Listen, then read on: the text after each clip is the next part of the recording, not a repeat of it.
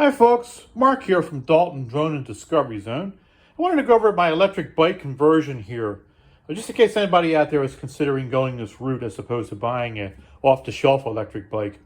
Now this is a Trek 820. It's a decent entry-level, call it hybrid bike. I bought this about 10 years ago. I think I bought it used for a couple $100. And it actually is a good candidate for a electric bike conversion. Now let's go over here onto the other side of the bike. We'll start here in the back. Now the kit does have a speed sensor comes with, and you can see it's attached to the chainstay there. And there's the magnet, which you attach to a spoke. Now the kit itself is a move here to the center of the bike. This is a Bafang BBS02. It's a 750 watt motor. They do make a BBS HD, which is a 1,000 watt motor. To my knowledge, that is not legal to ride in the roads here in Pennsylvania, but the 750 watt motor is. So that may be something to consider if you're considering between the two. You may be able to ride the 1,000 watt motor, maybe off trail or off road, I should say, and maybe on dirt roads, but it's not legal here in Pennsylvania. This one is. The kit does not come with this metal bar that you see here. I chose to install that right away. Let me fish this out of my pocket. The reason being is Bafang's kit comes with this bracket that you see here, which attaches like that. And it is clamped down with this nut here. There's actually two nuts. One goes on top of the other one. And it just basically clamps onto the frame of the bike. Of course, you have to remove your original bottom bracket with the pedals and all in the chain ring. This replaces all of that. The problem is with that arrangement is this tends to come loose. You can see people online and forums and all talking about this. You tighten this down onto the bike frame, and eventually with the torque, this tends to come loose. I like to keep the motor up as high as possible to keep it away from the dirt and the moisture perhaps that you might encounter when you're riding this bike. This tends to become loose after a while, and then it flops around, and you have to try to tighten it. It can also damage your bottom bracket in case you ever want to, return the bike to its normal operation. I'm not sure why you would, but this comes from California e-bike, and it's called a torque. I forget what the stabilizer bar, I think, is what it is, and that's where I got it from. Is California e-bike. I had to bend it a little bit here to clamp onto the down post. I put some friction tape here and used a hose clamp. This takes the place of this bracket here. You can see it's got little dimples in it here that are supposed to bite into the bottom bracket and secure it, but after a while they all tend to come loose. So I just took the initiative and installed this right away. It will ensure that this motor stays where it is. It's not gonna budge, and this actually is. It's only about $20. I recommend that you get this. They have a more heavy-duty version for the BBS HD, the higher torque motor that you might want to consider for that motor. This is a slimmer version. It's easier to bend too. You can actually mount this down here on the chainstay, but it does pivot the motor down lower, and so you may not want that. I chose to bend it and just attach it here to the pipe going up here. Now we'll move up here. Of course, now doubling back here, you do remove your front derailleur. You don't need that anymore because you don't have separate chain rings on the front. You just have a single chain. This is a 44 tooth chain ring here. That's not needed, so you just remove all that. Now we're going to move up here, and the battery I bought separately. This is a 15 milliamp battery. It's a 48 volt. It's got Panasonic cells in it, and that's fairly important. I recommend that you go with a brand name cell. Now, ironically, the Bafang motor is made by a Chinese company. It's a Chinese company, but they're very well known. They've been doing this for many years. Good quality. Their longevity is pretty much documented. The battery cells, that's a different story. The Chinese battery cells, you can purchase these batteries for maybe as little as $200 and maybe a bit under. But the battery cells are generally from a Chinese company. You don't know what company it is. And they are just not as good as a brand name cell like a Samsung or an LG. In this case, this is a Panasonic. And it's, like I said, a 48 volt. They do make a 52 volt, which will give the motor maybe a little extra kick, but you have to be careful with that because the controllers inside these motors can get overwhelmed with the higher voltage. The people who do have these motors do buy the 52 volt battery, but if you don't ride correctly, you start out in, say, a higher gear or maybe a lower gear, however it goes, it does put extra strain on the motor. You can burn out the controller, so just be wary of that. I chose the 48 volt one just to negate that, or at least minimize that possibility. 15 milliamps gives you a good long ride. I mean, you can get them as little as 11, maybe 10 milliamps or so, and then that'll just give you less of a distance. I don't know what the distance of this could be. This could be maybe 30, 40 miles, depending on how you ride it, if you just use pedal assist or the throttle. We'll get into that in a moment here. One more difficult issue I had was in mounting this battery. Let me go ahead and take this off here. I need to put the phone down in order to do this here. You've got to turn the key and disconnect it. Take this off here.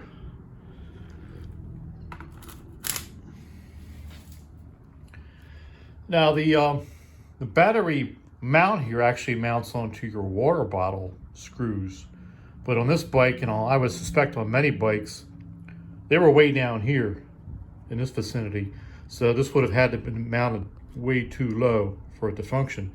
So I did find this bracket. I don't know whether you can see this underneath here.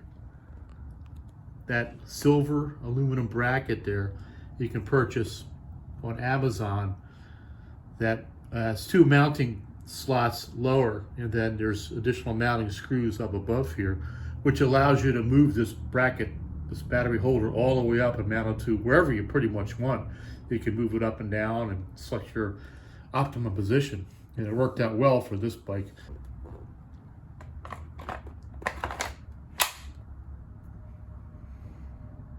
Let's work our way up to the front here. Now you can see here, this is in my garage. Sorry about the mess, folks. I couldn't do it outside because the road, we live next to a major highway, and the road noise would just be too great. You might even be able to hear some of the road noise even through the garage door. Now, on the front, we have some things mounted here. First of all, the one brake that I have installed comes with a kit. You notice it has like a wire right here as opposed to the brake wire, which is here. These are mechanical brakes, by the way. This will automatically cut power to the motor as you're riding so that you can stop, because you don't want the motor to continue running, especially if you're using the accelerator or pedal assist. That you want. And I went over to this, I'll move over to this side here. Now, as you can see, this bike has all-in-one components. We have the shifter and the brake as one unit, and I had that on this side too for the front derailleur, but since I didn't need that, I took that all off and just put the one that came with the kit. But this one, I didn't want to do that. I didn't want to remove the original gear selector, so I chose and bought this unit here. This is a brake interrupter. This is a sensor, actually. You hook it up and you run your wire cable through it, and it senses when you touch the brakes, much like this does over here. This works the same way, and it will sense when you hit the brake and it will stop the motor. So it does the same thing as that, and you get to keep your original gear selector, which is pretty decent on these bikes. The index selector, I like this, so I wanted to keep that. Now let's move over here. This unit here is the accelerator. You flip this down and your bike just takes off. Depending on what gear you're in, you can switch gears. And then you can go different speeds with the accelerator. Now over here, you have the on button, and we'll turn it on. As you can see, the display lights up there. Now this governs your pedal assist. Right now it's set to 1, which is the first pedal assist, which will be the lowest. And if you push the plus button, you get pedal assist 2, 3, 4, all the way up to 9. That basically just allows you to pedal the bike as you normally would pedal a bike, but it gives you the extra oomph, like if you want to go up a hill. So you can still get a bit of a workout on these bikes just using pedal assist. And and it would really help you get up those hills that you wouldn't normally get up. Tell you, it makes an older person like me feel like they're about 20 years younger. Now, let's move over here to the display itself. Actually, I want to talk about one more aspect of this. The kit that I bought, I bought it off of eBay, and the seller actually threw in a little bit of a gift in the form of this little light here, this little headlight. It's pretty decent. I had to turn the lights off, and actually, you know what? I'll turn the light off right here. You can see. I'm going to turn this overhead light off, create a little bit of darkness in here, and we'll hold down the plus button here on this, and you can see how it turns the light on, and the screen lights up too, so you can see it at night, which is nice. This is great, if nothing else, just for safety reasons. If you're riding on the road and you know, it gets dark and you didn't get home in time, and you know, the cars can actually see you. Now you can actually hook up a tail light to the same lead coming out of the motor that the headlight is hooked up to. I don't have a lighted tail light, but I may get one of those later. Okay, let's turn this back off. Just by depressing the plus button, it turns it back off. And we're going to turn the overhead light on to give us a little more light again here.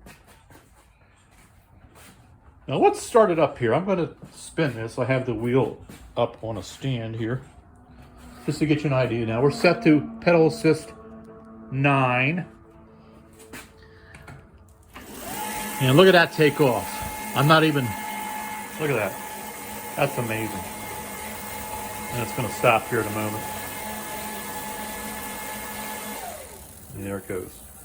So that's the fastest pedal assist, or I guess the most pedal assist that you get, and it is fast. That's just why that it's important that you have a decent bike to start with decent components, because these motors will put a lot of stress on your components. Also, now I have, oops, got my finger in the way, sorry about that. I have the conventional brakes here, and they're decent, they'll work. But make sure you adjust them to give you the most stopping power. Now, I'm going to give you an example of what happens how it cuts the motor off when you actuate the brake. Now, I'm going to spin it using pedal assist here. Keep the motor going. We're going to go. That's the front brake. Turns the motor off immediately. I'm sorry, that was the rear brake. We'll spin it again, and we're going to hit the front brake. See that? Automatically shut the motor off. That's what you want.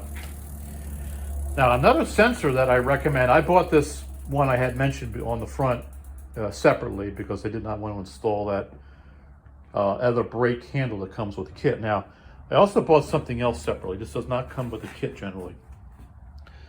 This here, if you can see it, it's blinking right there, is a shift sensor. Now, what this will do is we'll shut the power momentarily off to the motor as you're shifting to reduce the stress on the back cassette here. Now let's give this a try. We'll see how that works. If I can do this with two hands, I don't know if I can.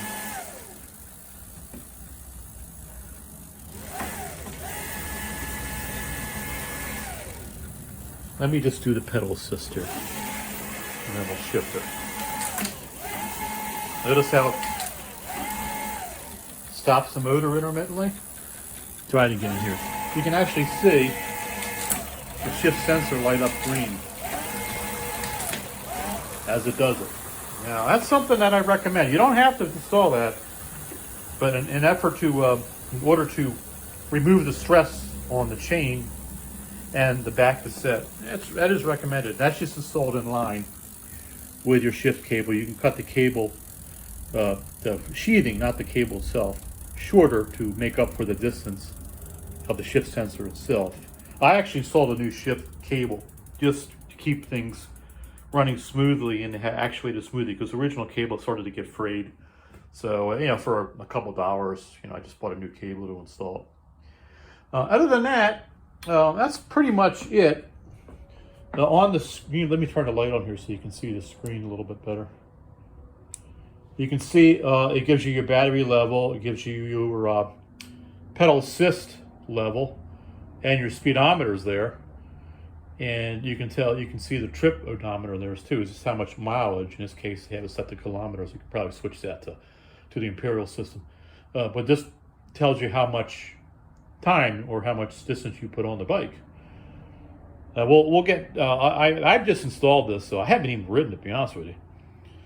It's up on the stand here, just for testing purposes. But we'll get out. We're going to be doing this on our YouTube videos. We're going to use it to create some YouTube videos, do some explorations, which I generally like to do. I haven't ridden a bike too much. I did a YouTube video on Stony Valley, where my son and I rode up to the abandoned mining town of Roush Gap, just using this bike. And of course, it was a conventional bike back then.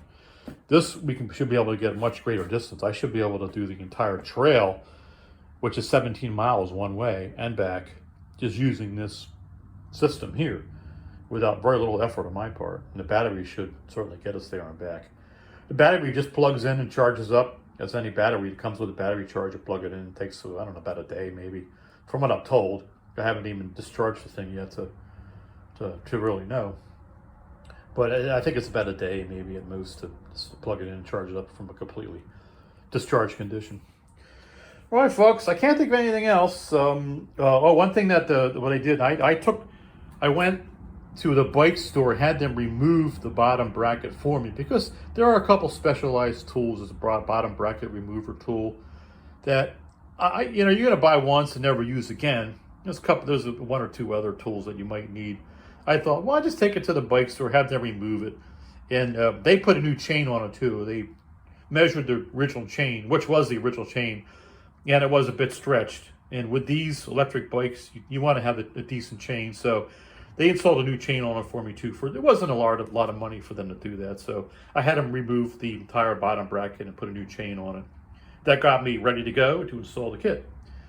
All right, folks, I can't think of anything else right now. If you have any questions, drop them down in the comments and I'll try to answer them. Like I said, I'm kind of new to this, and I'm going to get a lot of enjoyment out of this, and I think you should too if you go this route. Now, you can go with an off-the-shelf electric bike. I've been told to me that many of those bikes are of a lower quality, hardware-wise, and they're also very expensive, to the tune of $1,500, $2,000 and up. And with a lower level expensive bikes, the quality of the hardware may not be that great. And with this type of a system here, you know what bike you have. You know if you have a good quality bike, you're starting from good bones, so to speak. So there's a lot of pluses to doing it, going this route with, converting to electric bike using your original bike. So it might be something to consider if you're considering getting into electric bikes. And let's face it, they're just becoming very popular. I know they're very popular in Europe right now, and they're becoming very popular here in the U.S. And there's good reason for that. Hopefully, I'll be able to really discover all those reasons. I think I will, just by doing a lot of riding and doing a lot of videos on it. All right, folks, that's going to do it for me. Like I said, if you have any questions, drop them down in the comments, and I'll sort of answer them if I can, if I have experience with it. And I will gain experience very quickly with this. I'll be on it pretty quickly. I can't wait to get on it, actually. All right, folks, that's going to do it for this video. Thanks for tuning in. You can give it a thumbs up if you liked the video, and join the channel and subscribe to it if you think you see stuff here that interests you. If not, then you're welcome to move on. But I at least hope you enjoyed this video. Take care, folks, and we'll see you in the next one. Bye-bye.